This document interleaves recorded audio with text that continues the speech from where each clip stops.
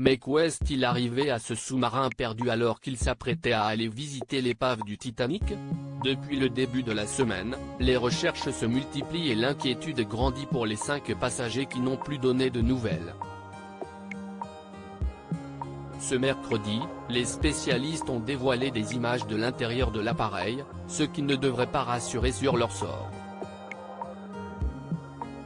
Allez voir tous les 5 coincés dans ce tube de métal si étroit, on se demande comment ils doivent vivre la longue attente qui leur est imposée depuis dimanche dernier. Perdu en mer depuis déjà plusieurs jours, le scientifique français Paul-Henri Narjolet et 4 touristes n'ont plus donné signe de vie depuis de très longues heures. Et alors que les hypothèses se multiplient sur ce qui a pu leur arriver, panne électronique, fuite,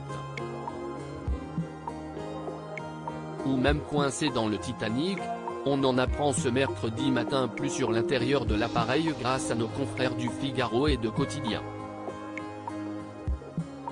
Et notamment qu'il n'est finalement pas si étonnant que l'appareil ait disparu, construit notamment grâce à des composants achetés dans le commerce, il se dirigerait grâce à une manette de jeu vidéo et ne serait composé que d'un tube épuré, à l'exception de 2 écrans de contrôle, d'un bouton lumineux, d'un hublot de 60 cm et d'un minuscule cabinet de toilette. Un vaisseau très petit, dans lequel ils n'ont plus beaucoup d'oxygène, jusqu'à vendredi matin maximum, note de la rédaction, et plus grand chose à boire et à manger.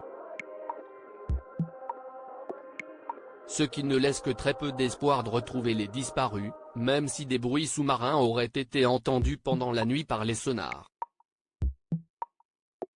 Il faut dire que même Paul-Henri Narjolet, qui était descendu plus d'une trentaine de fois vers le Titanic et qui est sans doute le pilote le plus expérimenté du monde à ses profondeurs, selon l'un de ses amis, avait une certaine appréhension à l'idée de descendre dans cette toute petite boîte de métal, appelée le Titan et décrit comme rudimentaire.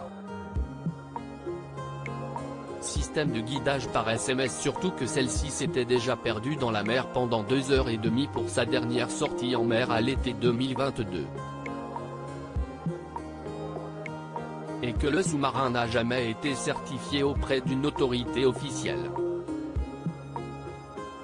Son submersible était tellement innovant, avec une coque en fibre de carbone remplaçant l'acier pour résister à la pression des grandes profondeurs, qu'il ne rentrait pas dans les cadres habituels de l'industrie navale, rappelle OceanGate, l'organisateur de l'exploration. Les spécialistes révèlent pourtant que plusieurs points étaient inquiétants, notamment le système de guidage par Wi-Fi et SMS. Des détails qui n'ont pas été relevés par les porte-paroles du groupe, plutôt silencieux sur le drame qui est en train de se jouer en Atlantique. Pourtant, ils sont désormais directement concernés puisque le patron, Stockton Rush, fait lui aussi partie des passagers. Dans un communiqué, ils ont simplement rappelé que le plus important était de se concentrer entièrement sur le bien-être de l'équipage, prendre toutes les mesures possibles pour ramener les 5 membres sains et saufs, et prier pour que l'équipage et les passagers reviennent sains et saufs. Alors, doit-on garder espoir sur le fait de les retrouver en vie?